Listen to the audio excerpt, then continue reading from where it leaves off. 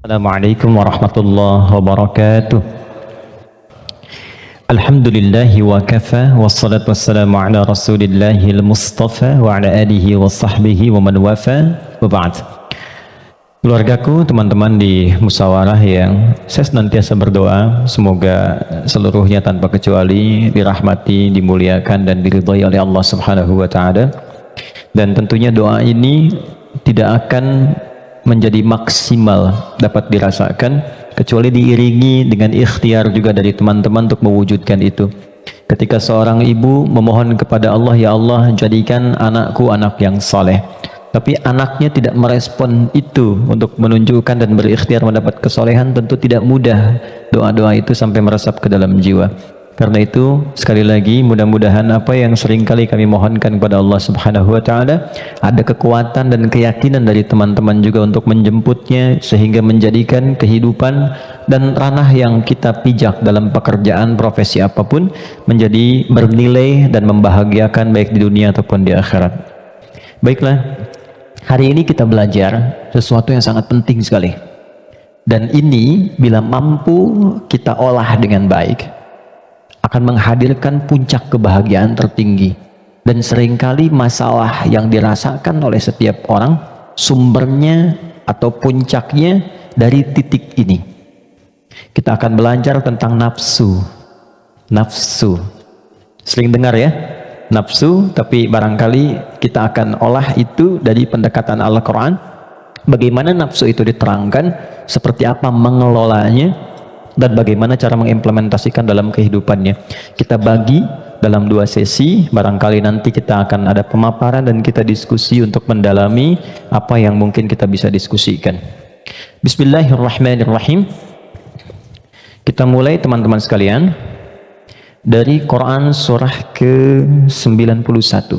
Nanti silahkan dicek ya. Quran surah 91 itu Asy-Syams. Asy-Syams.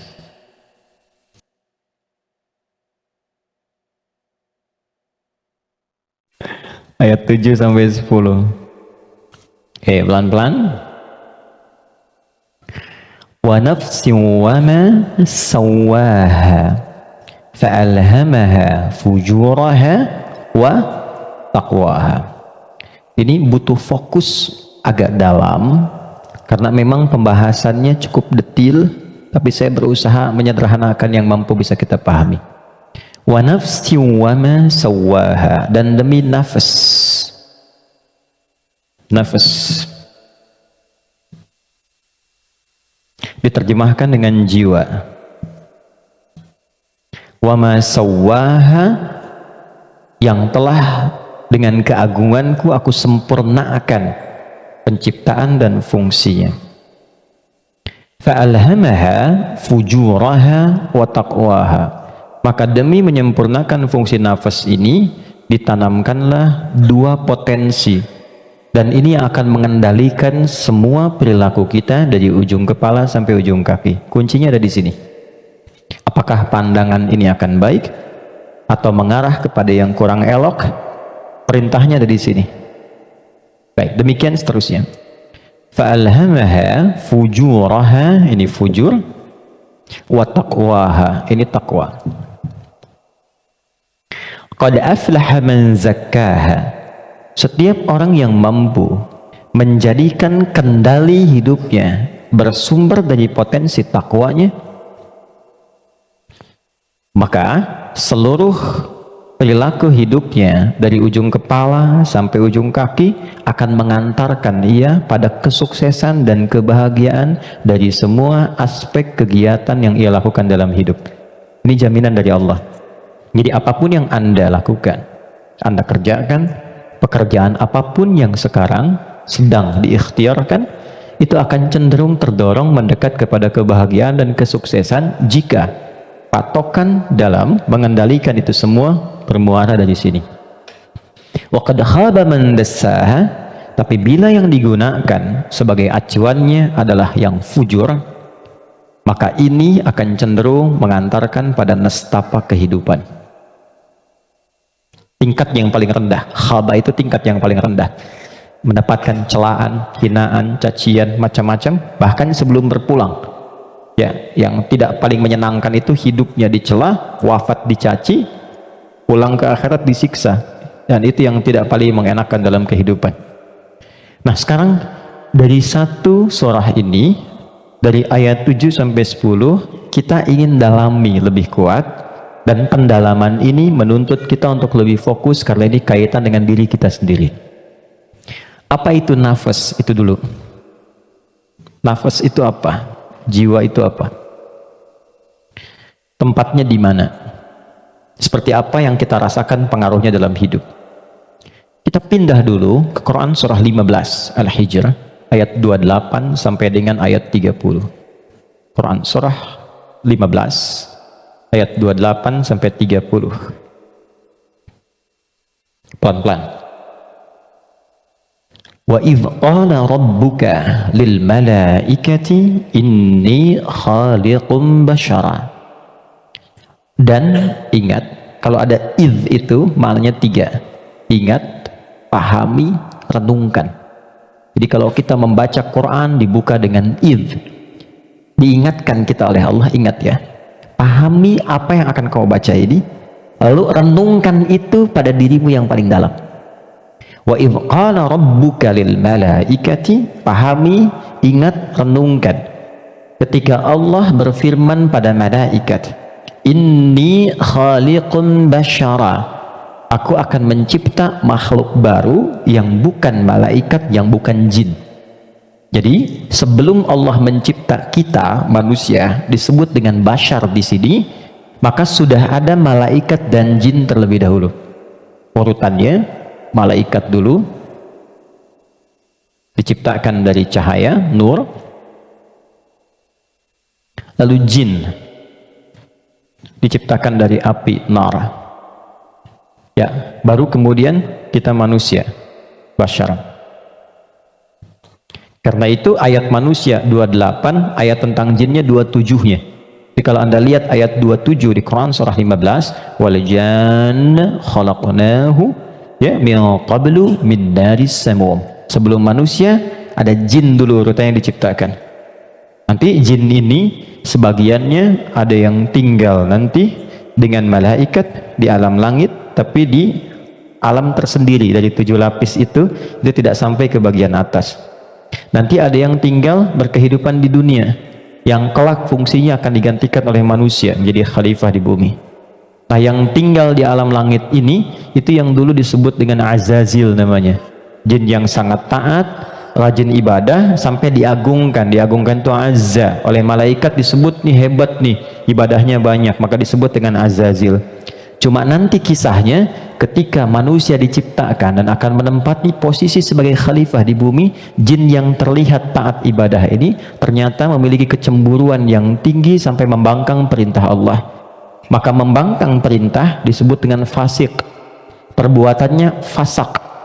Maka berubahlah ia dari jin menjadi makhluk fasik, ya, tertutup kebaikannya dengan keburukannya. Yang menutup keburukan dengan kebaikan, ada yang buruk yang tak ingin terlihat ditutup dengan yang baik, itu namanya libas, dari kata labasa. Tapi kalau yang baik sudah bagus, ibadah, jujur, baik, ditutup dengan keburukan karena sombong misalnya, maka itu namanya dari kata balasa, makhluk yang tertutupnya disebut iblis.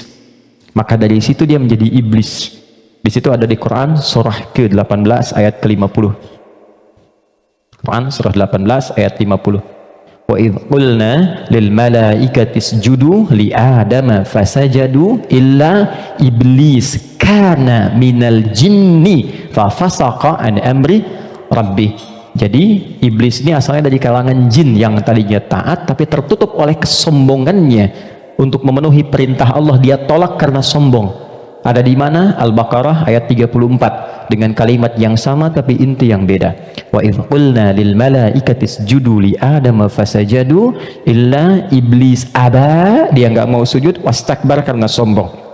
Ya. Nah, Allah memurkai jin ini menjadi iblis bukan karena enggak sujudnya pada Adam, tapi enggak patuhnya sama Allah. Urusan jin sama Adam itu terkait jin dan Adamnya, tapi ketika tidak mematuhi Allah maka hilang sifat ubudiyahnya. Maka marahnya Allah kepada jin jadi iblis ini bukan karena adamnya, karena nggak patuhnya pada Allah. Itu ada di Quran surah ke-7 ayat 11 sampai 12. Qala ma mana'aka alla tasjuda idh amartuk. Allah katakan, "Hei iblis," dirubah langsung jadi iblis. "Kenapa kamu nggak mau sujud ketika aku perintahkan?" Jadi yang penting itu perintahnya, bukan karena sujudnya. Kita diminta sholat itu, sholat bukan karena sholatnya, bukan karena sujud rukunya, karena Allah yang perintahkan. Karena kita mengaku beriman, buktikan kita patuh pada Allah. Maka kepatuhan itu wujudnya lewat sholat. Makanya ketika seseorang yang mengaku beriman tidak sholat, itu sama dengan tidak mematuhi Allah. Itu prinsip dasarnya. Baik, kembalikan ke sini. Secara singkat, simpan saja dulu malaikat, simpan jinnya dulu, abaikan iblisnya. Kita fokus ke sini dulu. Maka diciptalah setelah itu manusia, disebut dengan bashar. Tolong fokus ke sini. Bashar adalah satu dari 5 nama manusia yang disebutkan dalam Al-Quran. Kadang dia disebut dengan ins,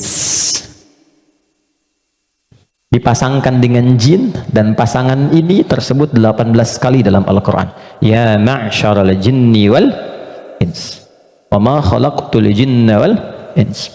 Kadang dia disebut dengan insan, 65 kali disebut dalam Al-Quran. Bahkan ada surah ke-78, surah Al-Insan, hal ata 'alal insan. Kadang disebut dengan Bani Adam, 7 kali disebut dalam Al-Quran, ya Bani Adam, untuk menunjukkan keturunan. Kadang disebut dengan Nas, An-Nas, 241 kali disebutkan dalam Al-Quran. Dan ada surah ke-114, surah bagi semua umat Islam paling favorit di muka bumi. Qul a'udzu birabbin nas. 5 nama. Uniknya, setiap nama dalam Al-Quran menunjukkan fungsi tersendiri bagi kegiatan manusia. Contoh, kalau ingin menunjukkan kelembutan dan karakter keramahan pada manusia dan penampakannya, maka yang disebutkan kata ins. Lalu disebut lawannya jin. Jin disebut jin karena tersembunyi, nggak nampak. Lawannya ins nampak. Karena itu jin fitrahnya nggak nampak, nggak bisa ada yang lihat jin. Ingat ini ya, kalau ada yang mengatakan saya bisa melihat jin, hanya jin yang mampu melihat jin, maka orang itu sedang kemasukan jin. Ingat itu ya. Maka sifat jin itu nggak bisa dilihat oleh manusia, tersembunyi. Makanya kalau ada jin melakukan penampakan, itu jin sedang punya masalah ya, karena keluar dari fitrah. Apalagi manusia-manusia yang sedang cari-cari penampakan jin. Hati-hati ya. Oke. Sebaliknya, jin tersembunyi, manusia nampak. Fitrahnya tampak, ketemu nampak, salaman, senyum. Jadi kalau ada manusia yang suka sembunyi-sembunyi, suami pulang ke rumah sembunyi-sembunyi, ada pintu depan, dia naik lewat jendela, dia buka WA istri, ambil handphone suami, sembunyi-sembunyi, cek dan sebagainya. Ini menunjukkan bahwa suami itu sedang bukan menjadi jin, sedang ada masalah. Gampangnya begitu. Biasanya papasan enak, sekarang cari jalan lain, itu pasti sedang punya masalah. Itu fitrah ya. Yang kedua, jin kasar, karena itu disebut jin. Manusia lembut, karena itu tampilan karakternya selalu lahir sifat kasar. Nggak ada orang misalnya maaf kemasukan jin jadi lembut, nggak ada. Mas Dude izin pengen ikut kajian, sedang kemasukan jin, itu mustahil. Biasanya dia meracau. Nah manusia itu karakternya lembut. Makanya saking lembutnya Allah tanamkan kecintaan kepada anak yang baru dilahirkan. Anak siapapun itu, orang pasti senang, pengen gendong, pengen cium dan sebagainya. Pertanyaannya, kenapa kok tiba-tiba kata-katanya bisa menjadi kasar? Perilakunya kok jadi keras? Padahal ketika lahir dia dalam keadaan baik. Maka nanti babnya tersendiri, ada bab tentang lingkungan, bab tentang orang tua, perhatian dari saudara-saudarinya. Kullu mauludin yuladu 'alal fitrah fa'abawahu.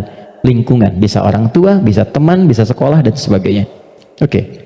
Insan tidak disebutkan kecuali menunjuk pada manusia yang terkait dengan totalitas aktivitasnya dari bangun tidur sampai tidur lagi. Jadi kalau Anda menginginkan belajar tentang manusia dari sudut pandang akhlak, pelajari kata ins. Kalau Anda ingin belajar tentang manusia yang menata kurikulum hidupnya, apa yang harus dilakukan saat bangun, bagaimana menata hidup dengan panduan-panduannya, Anda mau jadi apapun silahkan, nanti di Quran ada panduannya.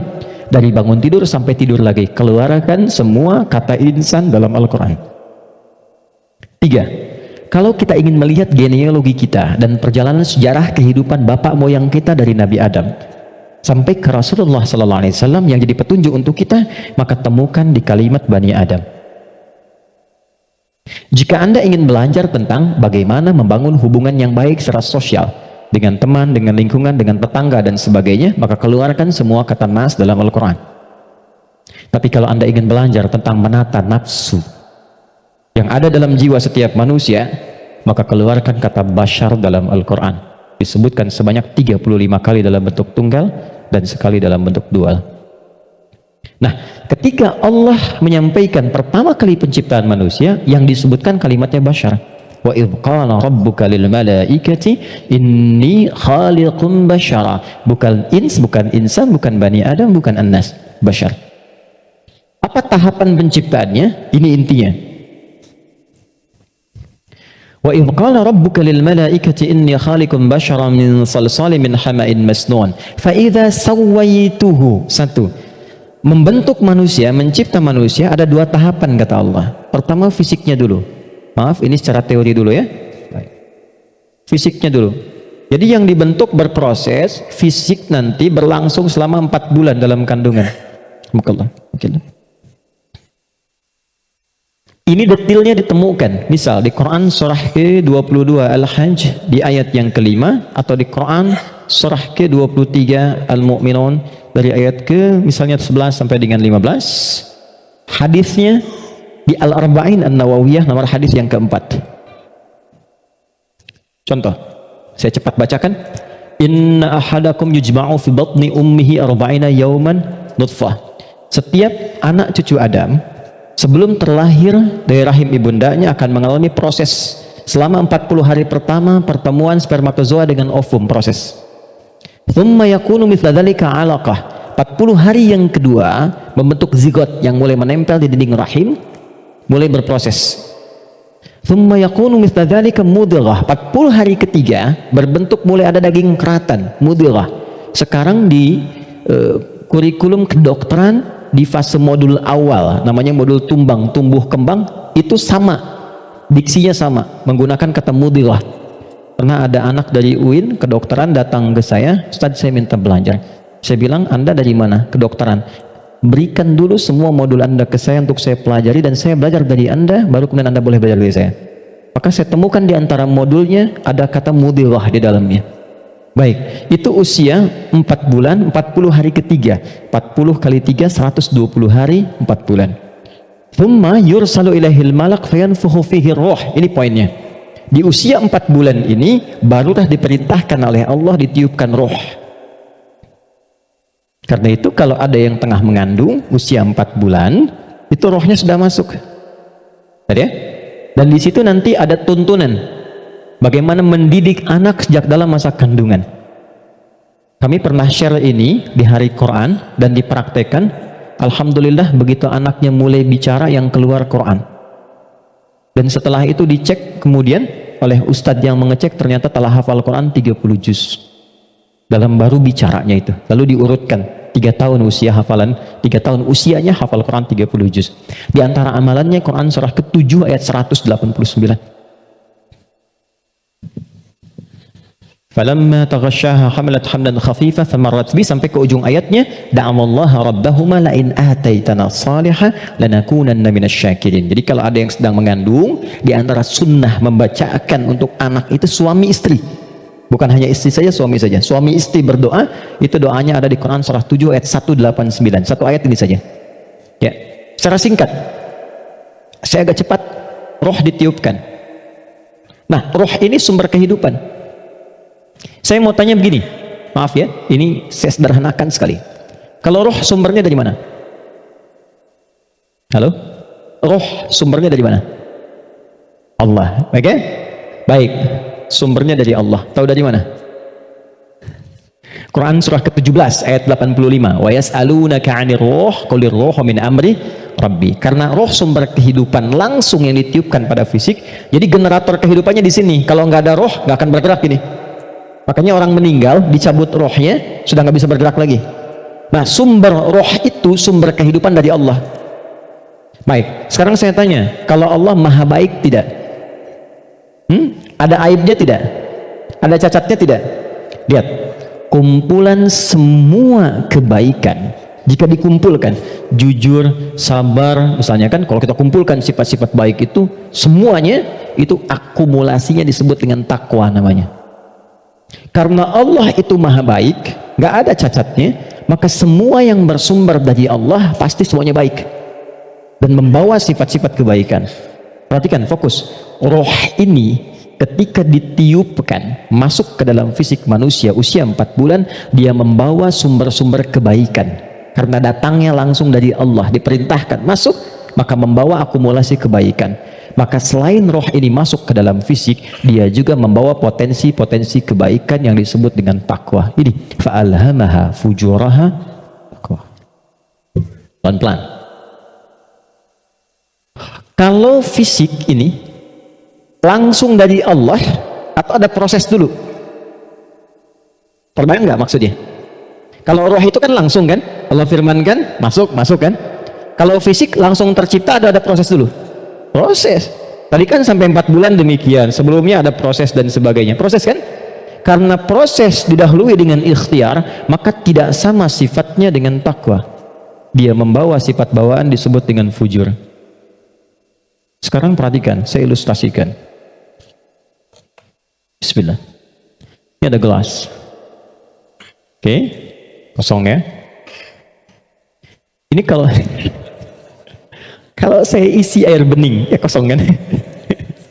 Saya bukan ingin sulap ya, jangan ingin tunjukkan. Kalau ini saya isi air bening nih, bening, oke? Bening. Lalu saya campur dengan kopi. Jadi apa warnanya? Oke, berubah warna kan? Intinya hitam misalnya. Saya kasih susu, berubah warna kan? Baik ya? Maka perhatikan baik-baik. Kalau kita ilustrasikan, ini ada tempat, dimasukkan kemudian air bening. Gambarkan yang bening itu takwa ini. Jelas? Takwa itu tadi sifat yang melekat kepada apa? Roh. Masih ingat? Kemudian dia bercampur dengan ini, sifat bawaan dari fisik. Kenapa saya sebut tidak langsung dari Allah, tapi melalui proses ikhtiar yang Allah tetapkan? Karena maaf sekali. Kenapa namanya disebut fujur? Karena ini berkumpul segala macam bentuk di sini. Apakah teman-teman mencari semua yang halal, yang dimasak oleh istri, masuk kemudian ke dalam mulut dan perutnya dan terkonsumsi oleh janinnya? Apakah dipastikan semua halal? Kalau dia menjadi halal, akan jadi baik. Kalau dia menjadi syubhat, ya akan menjadi bercampur. Kalau dia dari yang haram, akan menjadi kotor. Karena itu yang bersumber di fisik disebut dengan fujur, yang ini pasti baik. Tadi saya katakan, kalau campurannya susu, bening, bagus, nyaman. Tapi kalau campurannya kotor, lumpur dan sebagainya, maka jadi bermasalah. Maka jangan pernah membawa sesuatu yang haram dibawa ke rumah, apalagi dikonsumsi anggota keluarga, karena itu pasti akan merusak dan berpengaruh kepada karakter, karena masuknya ke sini. Itu pasti tuh, pasti. Pernah ada riset begini, ini saya langsung lakukan. Saya baru pulang dari Tripoli, mengajar di satu tempat di Bekasi. Kemudian tiba-tiba ada anak yang tidak biasa. Ini menarik ini. Anaknya unik sekali. Tapi ibunya salihah. Rajin, bapaknya salihah. Bapaknya salih, ibunya salihah. Jadi rajin ke majelis ilmu dan anaknya unik. Nah, qadarullah alhamdulillah bertahan dengan kami itu sampai selesai belajar. Ibunya tiba-tiba datang. Alhamdulillah Ustaz katanya. Anak saya bisa bertahan. Emang kenapa Bu? Tidak pernah dia bisa bertahan di satu tempat, baik di pengajian apalagi di sekolah, kecuali setelah 5 menit gurunya akan datang mengantarkan ia kepada saya, mohon dibawa pulang karena kami tak sanggup mengajarinya lagi. Nah, tanpa saya tanya, ibunya cerita, Ustadz izin konsultasi, sebetulnya ini saya adopsi karena dulu kami mencoba menyelamatkan, saya bekerja sama dengan kawan saya yang public figure juga perempuan, menyelamatkan 2 anak kembar dari perilaku orang tua yang ayahnya pencuri, ibunya suka mabuk. Jadi begitu sedang mengandung, ibunya masih minum minuman yang diharamkan itu. Maka itu berpengaruh kepada janinnya, lahir ia. Nah, mengeluarkan itu nggak mudah tuh, karena sudah menjadi daging. Maka harus disupport lagi dengan yang halal, ditanamkan lagi yang baik-baik supaya keluar itu. Nanti ada tahap yang ringan, tahap yang menengah, tahap yang paling susah. Tapi itu semua ada caranya untuk mengembalikan. Yang ingin saya gambarkan adalah, hati-hati, kita ilmiah sekali hari ini. Ini bawaan dari gabungan fisik sifatnya fujur, yang ini roh membawa sifat takwa. Karena takwa yang bening bercampur dengan fujur, maka merubah keadaan roh. Yang tadinya murni seperti biasa, karena roh membawa sifat takwa, nyampur jadi ini, bercampur dengan fujur, maka merubah nama roh kemudian menjadi nafas. Pelan-pelan, pelan-pelan. Kalau roh saja yang dibawa sifat takwa, udah pasti baik tuh. Tapi karena dia bercampur dengan ini, yang bahannya banyak tuh, ya, dan sifat fujur, maka merubah nanti dari sifat yang takwa ini bercampur dengan fujur, merubah nama roh saat masuk ke dalam tubuh, berubah menjadi nafas. Dari sini diserap ke dalam bahasa Indonesia menjadi nafas. Ya, maka dikatakan seseorang bisa bernafas ketika rohnya masuk. Tapi dalam keterangan Al-Quran bukan cuma bisa nafas, di situ akan tergabung takwa, potensi yang dibawa oleh roh sebagai sumber kebaikan. Di sini ada fujur, potensi yang dibawa oleh fisik, ya, yang kadang-kadang menjadi lawan daripada sifat kebaikan. Pelan. Sampai di sini bisa dipahami?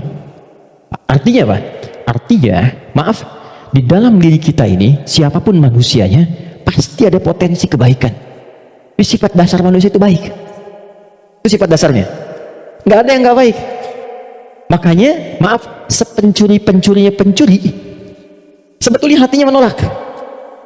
Ketika akan mencuri, pasti hatinya menolak itu. Itu salah. Karena itu pencuri nggak mau dicuri.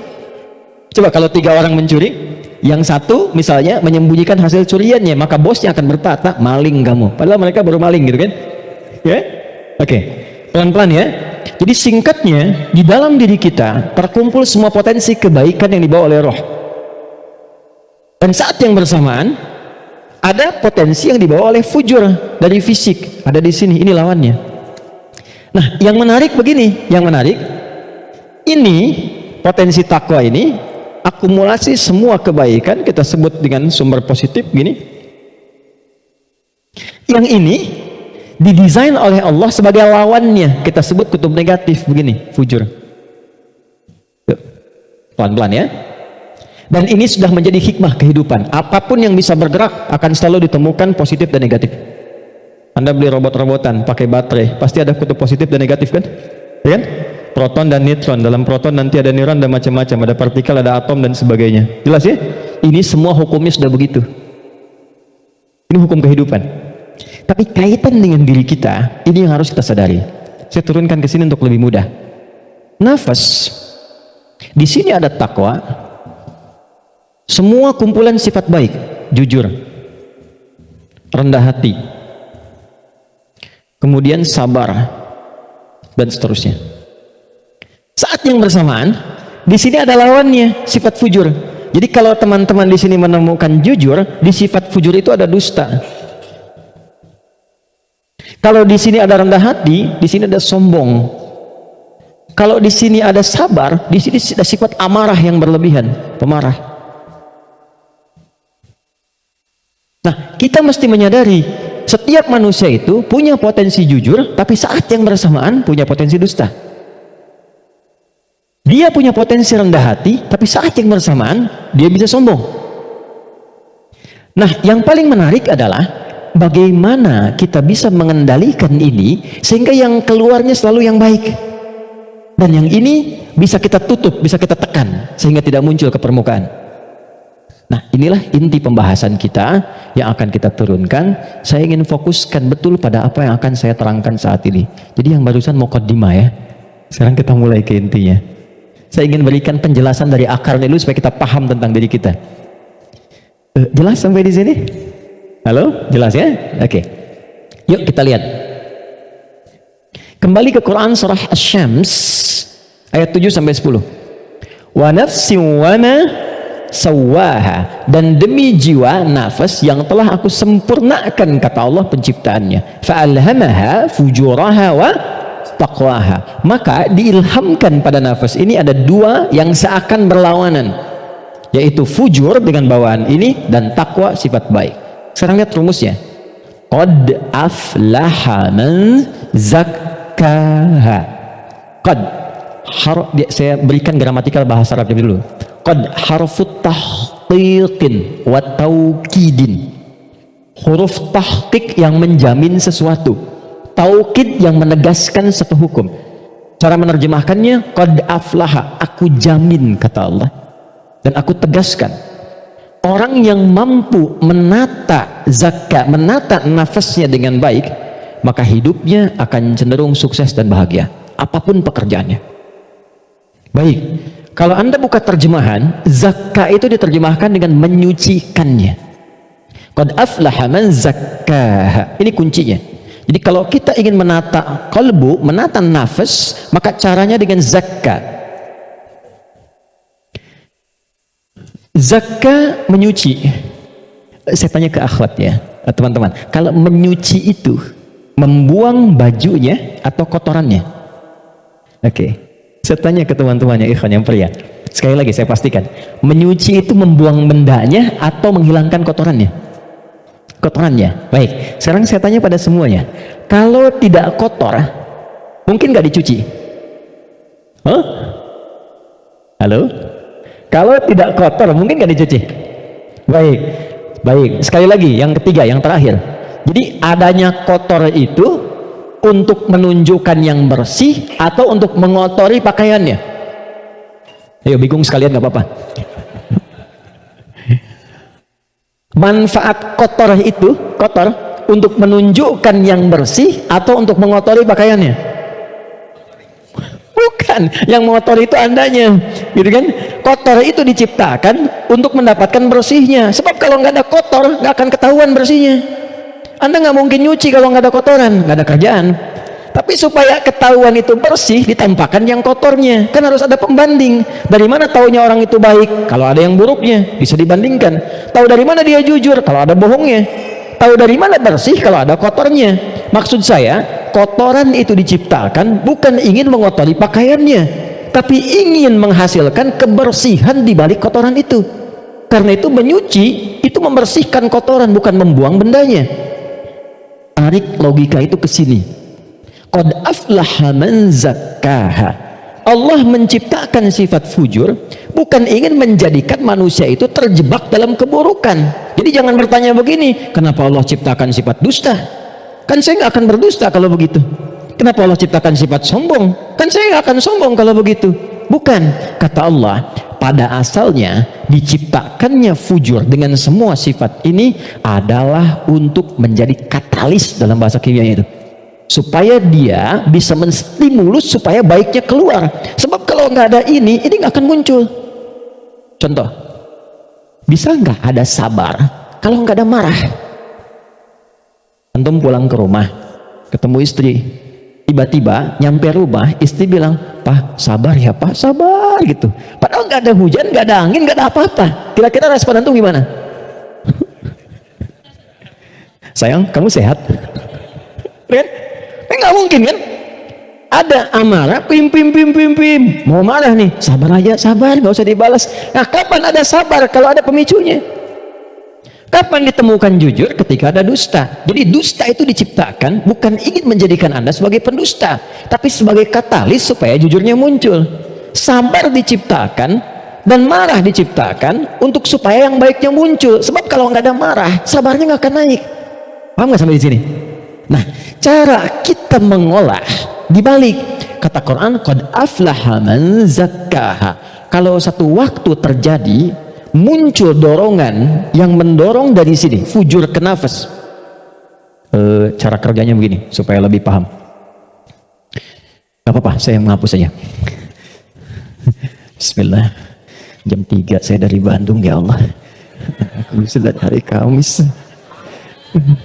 Saya nerangkan sendiri, ya apa? Kehormatan bagi saya Presiden Musyawarah. Enggak usah ini aja, supaya nggak ada beban. Jazakallah. Nggak apa, ini aja. Baik. Kasih banyak, jazakallah khair. Semoga dapat tambahan rahmat. Amin. Cukup? Ya, dipegang aja nanti kalau ada keperluan lagi.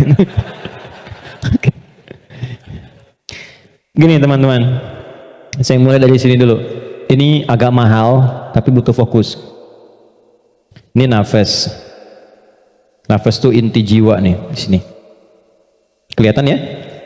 Intinya di sini. Di dalam inti ini ada lagi turunan tadi.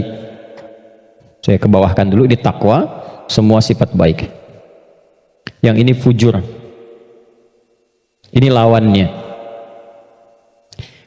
Nafas itu adanya di dalam kolbu. Kolbu begini. Yang sering diterjemahkan dengan hati. Adanya di sini, kolbu. Kolbu adanya di sodrun. Nih. Ini. Masih ingat teman-teman kalau sholat kan Allahu Akbar tangannya di sini kan? Ini posisi tangan ini sodrun. Di dalam sodrun ada kolbu. Nih, ini ada sodrun.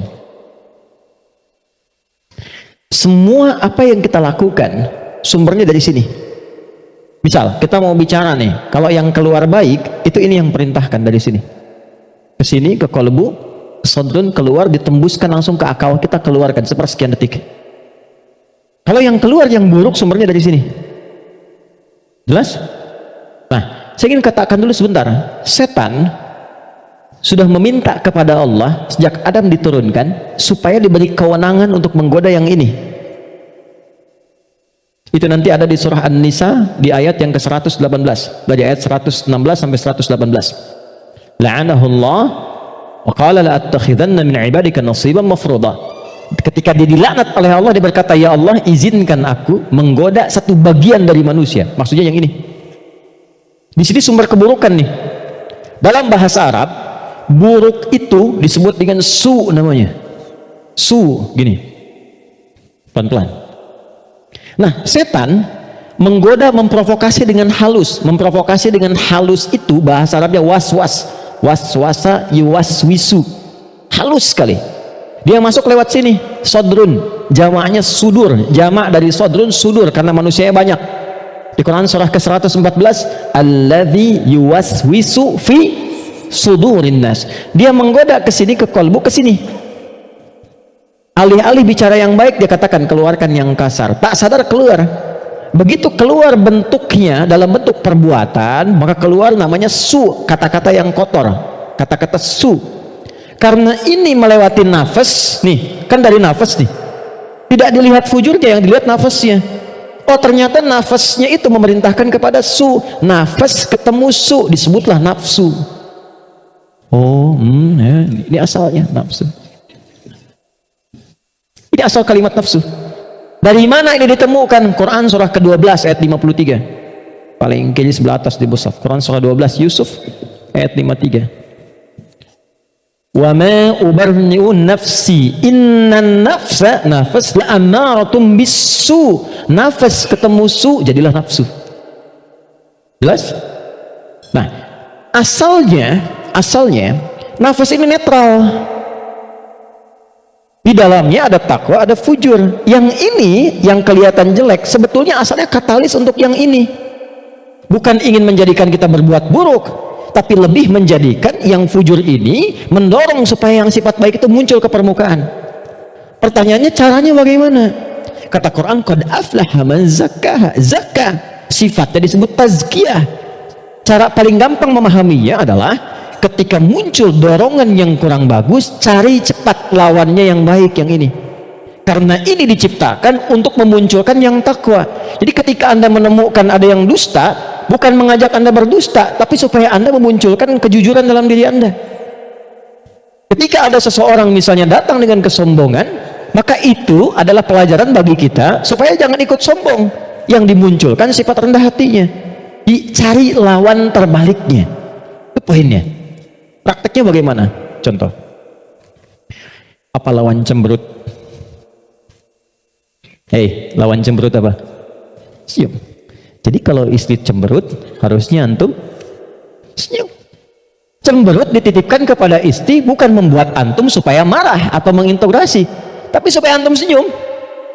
Antum pulang ke rumah, lihat istri sedang cemberut. Oh, cemberut, lawannya apa? Senyum. Sayang, kok cemberut? Kayaknya kenal. Sling, ada hadiah iPhone 14 Pro Max misalkan. Contoh. Dalam hidup tuh simpel sebetulnya, cari lawannya. Sedih lawannya apa? Senang. Ketika ada seseorang sedih, cari apa yang bisa membuat dia senang.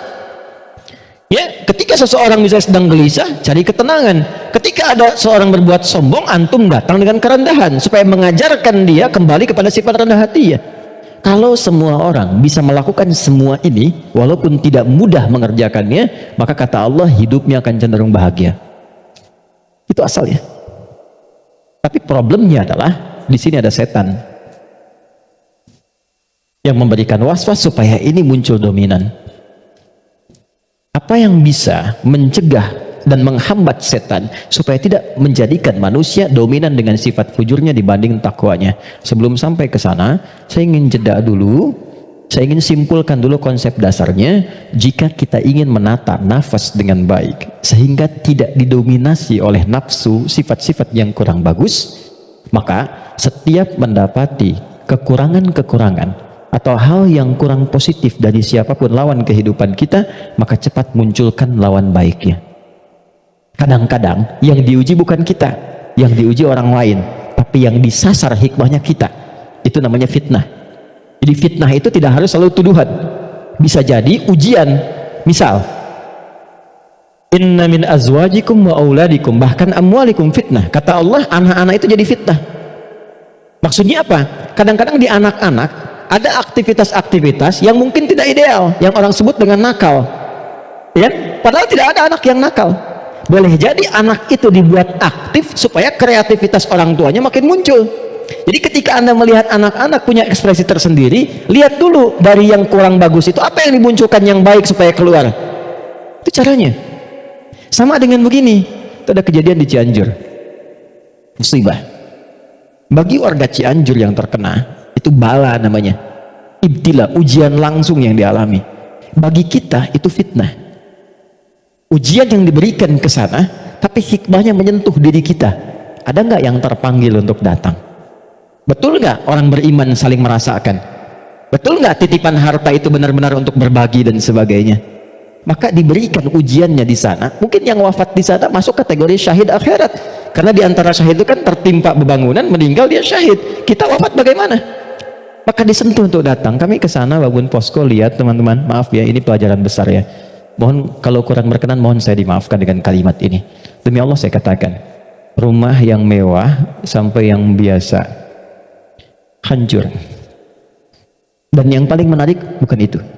Yang paling menarik hati kita untuk merenungkan, bahkan rumah yang masih bertahan pun dan masuk kategori mewah, tidak ada yang berani penghuninya untuk datang ke tempat itu. Dia lebih memilih mengungsi atau tinggal di tenda-tenda yang bahkan jauh dari kata layak. Pertanyaan saya, jadi yang selama ini dikumpulkan kerja keras siang dan malam, jadilah sesuatu yang mewah itu, kendaraan yang hebat itu, lalu untuk apa kalau tidak digunakan dan dinikmati ketika Allah memudah membalik itu dalam sepersekian detik? Maka saya ingin katakan pada teman-teman, jangan sampai terjadi dalam satu masa, dalam satu waktu, sudah kerja, lelah, capek dan sebagainya, tapi karena hubungan yang jauh dari Allah, atau karena sebab tertentu, justru berbalik nikmat itu menjadi sesuatu yang bahkan tidak bisa dinikmati secara langsung. Itu pesan pertama. Tapi jangan disimpulkan bahwa di sana ada maksiat dan sebagainya, tidak ke situ arahnya. Boleh jadi mereka ditetapkan oleh Allah untuk mendapatkan kemuliaan karena datang keluarga-keluarga besar membawa sesuatu yang bahkan belum pernah mereka lihat sebelumnya, yang nggak pernah menemukan makanan-makanan yang mungkin menurut kita enak dan layak, yang merasakan perhatian, merasakan bantuan-bantuan, kenal saudaranya, yang nggak ada masjid dibangunkan masjid lagi, yang wafatnya syahid. Kita siapa? Dan bagaimana cara kita kembali kepada Allah Subhanahu wa Ta'ala? Nah, itu fitnah. Ujiannya di sana yang merespon kita di sini. Terkadang adanya pada tetangga kita, tetangga yang sakit, dibuat sakit bukan karena ingin menjadikan dia sakit. Boleh jadi Allah ingin menguji Anda sebagai tetangganya, sikapnya bagaimana. Itu cara melihatnya. Tetangga Anda ada kekurangan, mudah bagi Allah menjadikan dia kaya, tapi Allah titipkan kepada Anda tetangganya supaya Anda merespon harta yang Allah titipkan untuk berbagi. Contoh lain, Anda sudah ke masjid, Anda punya tetangga belum mau ke masjid, dijadikan ia menjadi tetangga Anda bukan untuk Anda caci atau Anda katakan tuh saya punya tetangga nggak pernah ke masjid, bukan. Boleh jadi Anda ditempatkan di situ sehingga mendapat bagian dari dakwah untuk mendoakan dia supaya ke masjid. Ada orang bertanya, saya tanya begini, satu jamaah, apa hukumnya ada tetangga masjid tinggal di samping masjid 5 meter jaraknya dari masjid, bahkan toa masjid menghadap ke rumahnya begini, tapi dia belum mau ke masjid? Oh, jawabannya beragam. Dosa Ustadz, haram Ustadz. Ada yang bilang bakar rumahnya. Hukumnya ajak dia ke masjid. Hukumnya ajak dia ke masjid. Ini sederhana, tipis bahasannya, tapi kalau kita praktekkan dalam kehidupan di rumah tangga, suami dengan istri, dengan anak, anak dengan ayah, dengan ibu, ini dibawa. Kita datang ke ibu sedang cemberut, buat beliau tersenyum. Lihat pasangan sedang gelisah, buat dia lebih tenang. Lihat anak sedang menangis, buat dia tertawa. Nabi SAW kedatangan seseorang menyampaikan, ya Rasulullah, si fulan berjuang fi sabilillah, ikut ke medan perang, tapi ibunya menangis. Dipanggil oleh Nabi anak itu, katakan, irja, pulang kamu, bikin ibumu tertawa seperti engkau membuatnya telah menangis. Ini konsepnya, sederhana, tapi kalau kita bisa mengendalikan itu dalam kehidupan, maka kebahagiaan akan nampak di depan mata. Setidaknya itu kata Al-Quran. Oke, saya berhenti sejenak, kita dialog dulu. Nanti setelah itu saya akan sempurnakan tentang provokasi setan dan bagaimana mencegahnya. Ada yang mau ditanyakan? Saya perkenankan. Halo, kenapa menjadi diam begini? Ada yang mau bertanya? Atau saya teruskan dulu? Setelah itu baru kita bebas berdiskusi? Baik ya? Baik. Tidak mudah untuk dilakukan sikap seperti itu, mudah disampaikan tapi tidak mudah dikatakan. Sama ustadz juga begitu, sama saja, godaannya sama, mau ustadz mau bukan sama. Makanya jarang ada ustadz ceramah bawa istrinya. Baik, ini live gak ya? Oke, aman ya. Baik, saya kembalikan ke sini. Kenapa? Karena sama, ada setannya. Ini poinnya, ada setannya. Ini yang sudah berjanji kepada Allah, berkomitmen maksudnya. Pokoknya selama manusia hidup, siapapun itu dan apapun statusnya, dia pasti memberikan waswas, menggoda lewat sini supaya ini ditekan. Ya, supaya takwanya ditekan, yang lain yang ini, yang buruk-buruknya.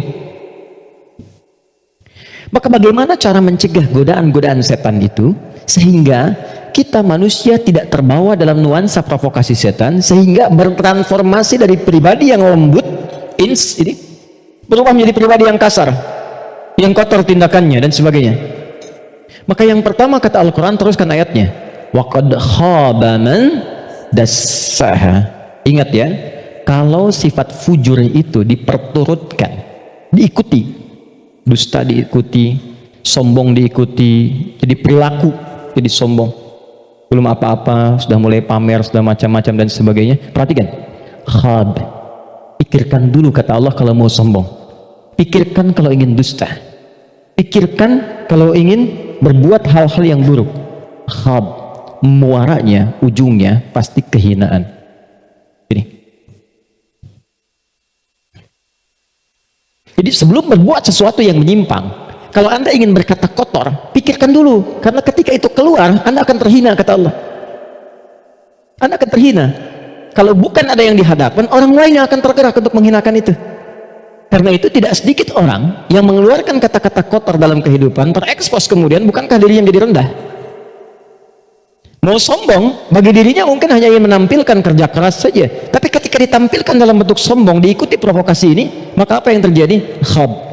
Kata Allah, ujung-ujungnya pasti ini, terhina hidupnya. Entah itu mendapatkan celaan, entah itu mendapatkan cacian. Jadi semua bentuk keburukan yang dialami oleh manusia itu kembali kepada perilakunya, dan pada akhirnya adalah mengikuti bisikan-bisikan yang disampaikan oleh setan. Jadi yang pertama kali, kalau terfikir sesuatu yang buruk, langsung kata Allah pikirkan, maaf ya, jangan kerjakan, kalau tidak kamu akan terhina di ujung. Maaf sekali lagi, maaf. Seseorang ketika berbuat korupsi misalnya, dia merasakan akan mendapatkan sesuatu yang besar, tapi Quran menasihati jangan lakukan karena kamu akan terhina. Betapa itu terbukti ketika dia diketahui, entah itu KPK, kejaksaan atau polisi menangkap dan seterusnya. Perhatikan apa hukuman yang didapatkan dalam kehidupan sosialnya: cacian, makian, celaan. Dan yang paling dahsyat, bukan hanya orang yang melakukan, sampai anaknya dapat bagiannya. Padahal tidak pernah mengerjakannya. Keluarganya mendapatkan bagiannya, padahal tidak pernah melakukannya. Karena itu, masuk kepada yang kedua. Nahnu narzuqukum wa iyyahum, atau nahnu narzuquhum wa iyyakum. Ada dua ayat. Kaidah-kaidah perilaku dan rizki ada yang terwariskan. Yang kedua, kata Allah, kalau kamu merasa bisa menanggung kehinaan pada dirimu, pikirkan keluargamu. Contoh, Anda mengatakan, saya belum menikah Ustaz, tapi Anda kan punya ayah, punya ibu. Jadi kalau Anda berbuat sesuatu yang buruk, orang tua Anda akan kena. Anda berbuat maksiat, terjebak dengan perbuatan buruk, menggunakan benda-benda yang haram misalnya, atau mencuri atau macam-macam, waliyadzubillah. Dilakukan itu, diketahui, diekspos di publik, bukan punya Anda, bukan hanya Anda, ibu Anda akan kena, ayah Anda akan kena. Karena itu kata Quran, sebelum Anda berbuat yang kurang baik sebagai anak, pikirkan dulu orang tua. Jadi kalau merasa sebagai anak saya akan menanggung itu nggak apa-apa, pikirkan orang tua Anda. Apa tega ibu yang telah mengandung, melahirkan, merawat, mendidik, ayah yang penuh dengan peluh merawat Anda, menyayangi Anda, menemani Anda saat tidur, tiba-tiba hanya mendapati keburukan yang dari Anda kerjakan, mendapati limpahan keburukan dari hasil kreasi anaknya. Satu. Tapi kalau Anda orang tua, maka ingat anak dan keluarga. Saya sedih ya dapat beberapa informasi yang kadang-kadang dari instansi pemerintahan juga konsultasi. Salah satunya yaitu, kok masih ada yang nekat berbuat seperti ini. Anda bisa bayangkan, seorang bapak korupsi, anaknya dibully di sekolah sampai dia putus sekolah. Salah apa anaknya? Ibunya berbuat maksiat, ketahuan, keluarganya yang kena, suaminya yang hancur karirnya. Karena yang istrinya berbuat yang tidak bagus, berselingkuh, bergaul dengan pasangan yang lainnya, suaminya yang kena, suami yang kemudian diputus pekerjaannya, anak-anak yang kena bulinya. Jadi masuk yang kedua, ketika ada seseorang yang berpikir mengikuti provokasi setan, kata Allah, pikirkan keluargamu, pikirkan anakmu. Yang ketiga, yang terakhir, pikirkan kematian, wafat. Jadi kalau sedang terdorong oleh nafsu yang diarahkan oleh setan untuk berbuat yang buruk, misal, maaf, ingin mencela orang, hanya sekedar bikin status. Coba bayangkan saat berbuat seperti itu, Anda diwafatkan oleh Allah Subhanahu wa Ta'ala. Apakah mau wafat dalam keadaan sedang berbuat maksiat? Sementara selama ini Anda sholat, Anda puasa, Anda zakat dan sebagainya, tiba kemudian berbuat maksiat dan wafat dalam keadaan demikian. Itu puncak terakhirnya yang paling cepat bisa mengendalikan nafsu kita supaya tercegah dari perbuatan yang buruk. Selebihnya di situ doa-doa untuk menguatkan itu semua. Ada ayat kursi, ada tiga surah paling favorit semuka bumi terakhir, Al-Ikhlas, Al-Falaq, An-Nas, ada istighfar dan lain sebagainya. Nah, itu jalan-jalan yang bisa kita lakukan. Dan sebagai penutup, kalau sudah pernah terjebak berbuat seperti itu, bagaimana cara kembalinya? Ini ada jalan rel, salah belok ke sini, ingin balik lagi supaya ke jalan yang benar, balik kembali ke jalan yang lurus, yang benar, untuk menempuh jalan yang lebih baik. Dalam bahasa Arab disebut dengan taba, sifatnya disebut dengan taubat.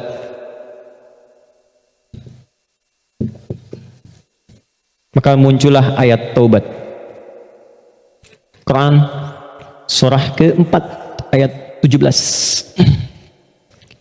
Quran surah keempat ayat 17. Saya berhenti dan berakhir di sini.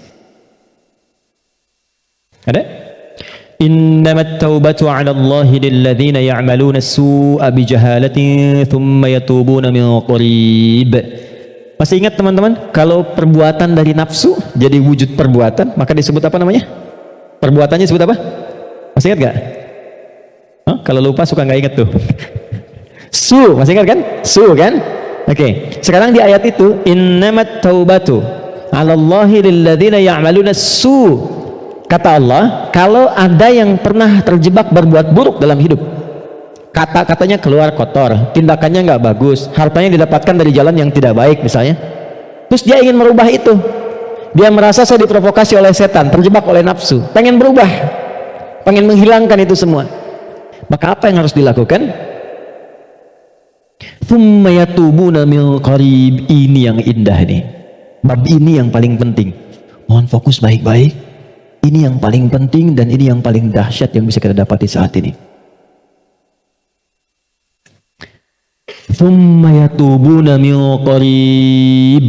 Ini kalimatnya. Gak perlu dihapus dulu, biarkan dulu saja. Nih, teman-teman segini.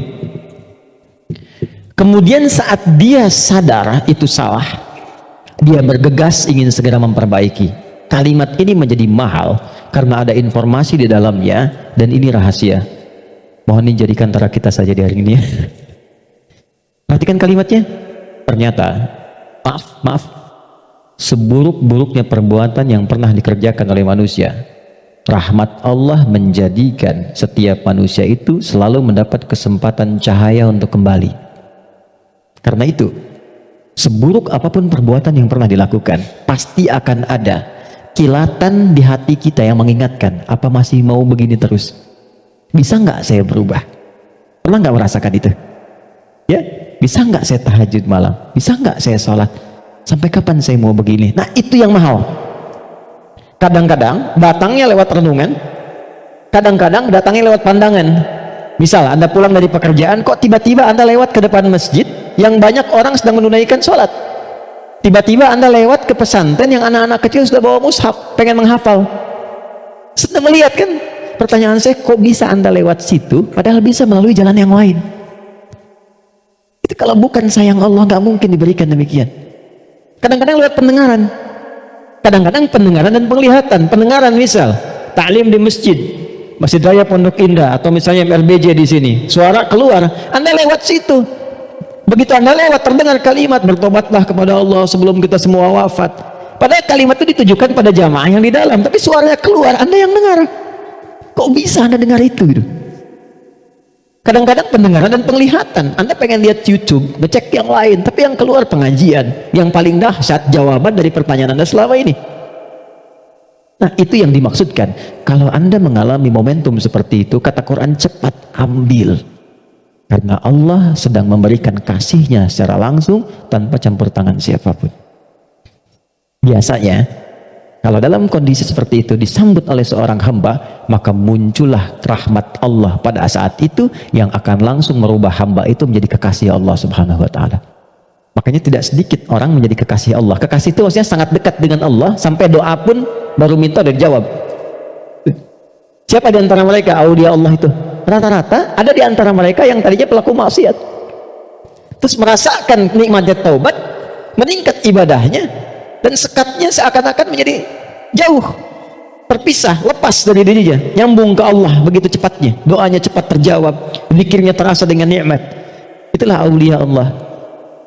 Nah, jadi yang ingin saya katakan adalah, kalau satu kali berbuat salah, terfikir, kemudian ada kilatan di hati kita, di pikiran kita, atau mendengar atau melihat sesuatu mengarahkan kita untuk bertobat, cepat ambil itu, cepat ambil.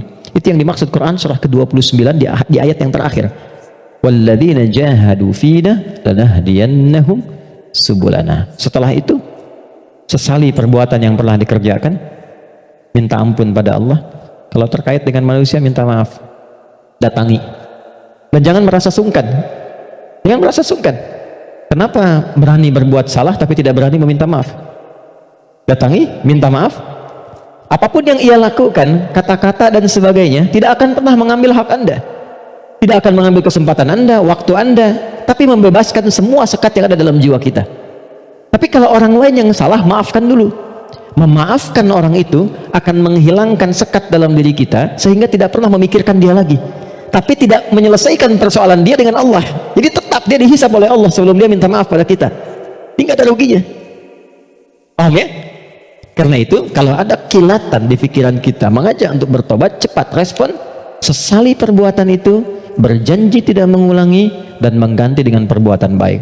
Apa tandanya taubatnya diterima? Tandanya semua perbuatan yang jelek yang pernah keluar dari lisan, dari mata, dari telinga sampai ujung kakinya, misal, maka berganti menjadi perbuatan baik. Itu tandanya hamba itu diterima taubatnya oleh Allah Subhanahu wa taala. Saya tutup dengan hadis Nabi sallallahu alaihi wasallam. Innallaha idza ahabba 'abdan ibtalah. Allah kalau mencintai seorang hamba maka mengujinya. Kadang-kadang di antara ujian itu Kalau manusia tidak bisa memanagenya, ada yang mengantarkan pada sifat-sifat buruknya. Maka muncullah keterangan yang kedua langsung dari Al-Quran. Innallaha yuhibbut tawwabina wa yuhibbul mutatahhirin. Allah sangat mencintai pelaku maksiat yang mau bertobat dibandingkan dengan orang soleh yang tidak pernah merasa salah. Ingat ya, Allah sangat mencintai pelaku maksiat yang mau bertobat dibandingkan orang soleh yang tidak pernah merasa salah. Silahkan bikin status. Itu dari Al-Quran. Oke ya? Saya kira itu yang bisa saya sampaikan. Kita berdoa kepada Allah Subhanahu wa taala, mudah-mudahan doa kita bisa dikabulkan dan mendapatkan nilai kebaikan di sisi Allah Subhanahu wa taala. Allahumma taqabbal minna innaka antas sami'ul alim wa tub 'alaina innaka antat tawwabur rahim. Allahumma arhamna ya arhamar rahimin. Ya Allah, mohon rahmati siapapun yang ada di ruangan ini atau yang mungkin bersambung bersama kami dalam kebaikan. Rabbana la tada' lana fi maqamina hadza wa fi kulli maqamin dhanban illa ghafarta. Ya Allah, mohon jangan biarkan ada satupun di antara kami yang hadir saat ini kecuali Engkau ampuni segala dosa-dosanya. Wala hamman illa farajtah. Jika ada yang merasakan kegelisahan, jangan biarkan ia pulang kecuali Engkau telah tenangkan keadaan hatinya. Wala asiran illa yassartah. Jika ada yang mengalami kesulitan dalam hidupnya, maka mohon ya Allah ringankan dan hilangkan semua kesulitannya. Rabbana atina fid dunya hasanah wa fil akhirati hasanah wa qina adzabannar. Wa sallallahu ala sayyidina Muhammad wa ala alihi wa sahbihi ajma'in wa akhiru da'wana alhamdulillahi rabbil alamin. Assalamualaikum warahmatullahi wabarakatuh.